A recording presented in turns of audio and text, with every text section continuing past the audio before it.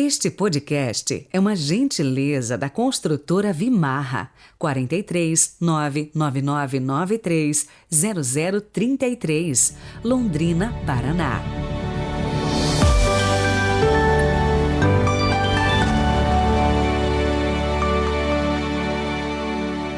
Segunda-feira, 28 de fevereiro de 2022, último dia do mês. Boas-vindas a você que todos os dias está aqui com a gente refletindo a palavra de Deus.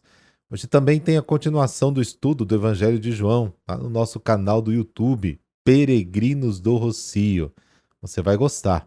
Estamos refletindo versículo por versículo. Não perca!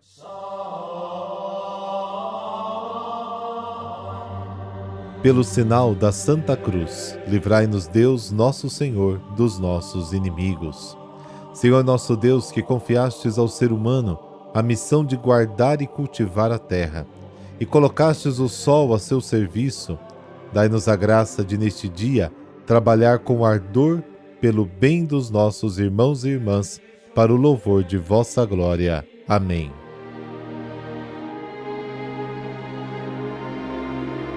Marcos capítulo 10, versículos de 17 a 27. O Senhor esteja convosco, Ele está no meio de nós.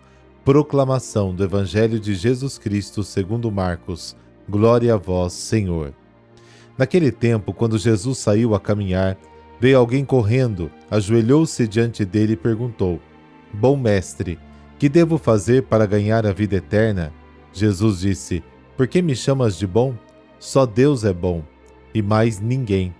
Tu conheces os mandamentos: não matarás, não cometerás adultério, não roubarás, não levantarás falso testemunho, não prejudicarás ninguém, honra teu pai e tua mãe. Ele respondeu: Mestre, tudo isso tenho observado desde a minha juventude. Jesus olhou para ele com amor e disse: Só uma coisa te falta. Vai, vende tudo o que tens e dá aos pobres, e terás um tesouro no céu. Depois vem e segue-me. Mas quando ele ouviu isso, ficou abatido e foi embora cheio de tristeza, porque era muito rico. Jesus então olhou ao seu redor e disse aos discípulos: Como é difícil para os ricos entrar no reino de Deus.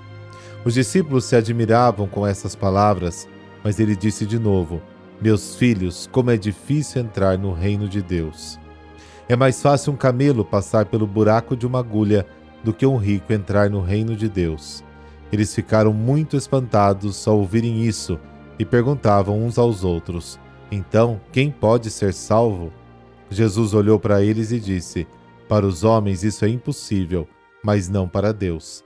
Para Deus, tudo é possível. Palavra da salvação. Glória a vós, Senhor.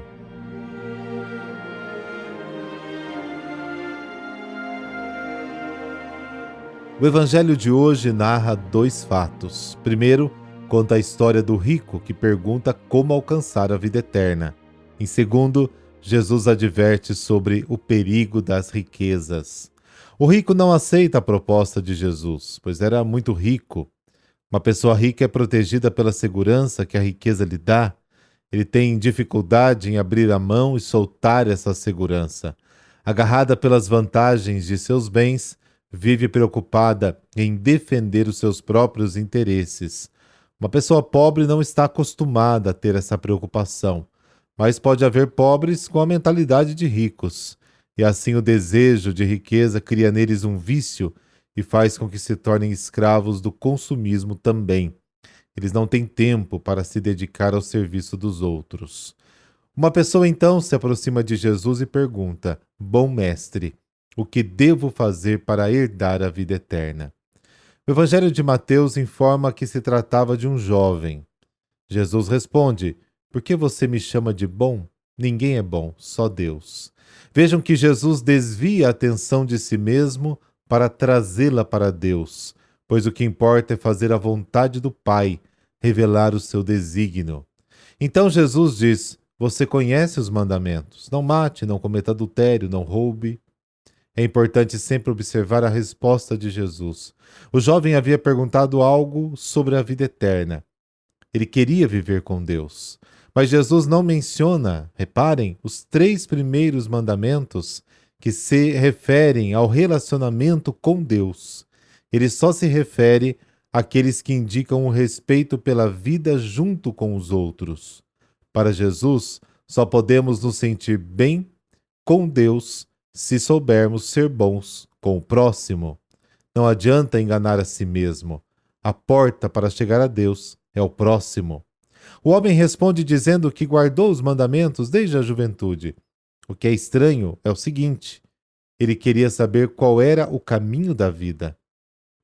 Agora, o caminho da vida foi e continua sendo fazer a vontade de Deus expressa nos mandamentos.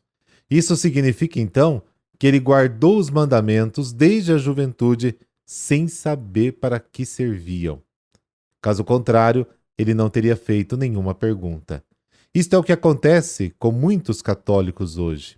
Não sabem qual é o propósito de ser católico. Nasci em um país católico, por isso sou católico. Nasci de uma família católica, por isso sou católico. Acaba se tornando um hábito, sem aquelas firmes convicções. Por isso, nosso dever de conhecer ainda mais a doutrina da nossa igreja. Ouvindo a resposta do jovem, Jesus olhou para ele e amou e disse-lhe: falta uma coisa para você. Vai, vende tudo que você tem, dê aos pobres, depois vem e me siga. A observância dos mandamentos é apenas o primeiro degrau de uma escada que vai mais alto. Jesus pede mais. Aliás, ele sempre pede mais. A observância dos mandamentos prepara a pessoa para poder alcançar o dom total de si em favor dos outros. Jesus pede muito, mas pede com muito amor. O jovem não aceita a proposta de Jesus e vai embora. O motivo? Porque era muito rico. Depois que o jovem saiu, Jesus comentou sobre sua decisão. Como é difícil para quem tem riqueza entrar no reino de Deus. Os discípulos ficaram maravilhados. Jesus repete a mesma frase e acrescenta: é mais fácil um camelo passar pelo fundo de uma agulha do que um rico entrar no reino de Deus. A comunidade é e deve ser o modelo do reino. A alusão à impossibilidade de um camelo entrar pelo buraco de uma agulha vem de um provérbio popular muito usado na época pelas pessoas para dizer que algo era humanamente impossível. Os discípulos ficam maravilhados com a afirmação de Jesus e perguntam entre si: então, quem poderá ser salvo? Este é um sinal de que eles não entenderam a resposta de Jesus ao homem rico. Vai, vende tudo e dê aos pobres. O jovem guardava os mandamentos desde a juventude, mas sem entender o motivo da observância. Algo semelhante estava acontecendo com os próprios discípulos. Eles já haviam abandonado todos os bens conforme o pedido de Jesus ao jovem rico, mas sem entender o motivo do abandono. Se tivessem entendido, não se surpreenderiam com a resposta de Jesus. Quando a ganância e o desejo de riqueza ocupam o coração e o olhar, a pessoa não consegue perceber o significado do Evangelho. Só Deus pode ajudar. Jesus olha para os discípulos e diz: impossível para os homens, mas não para Deus. Para Deus, tudo é possível.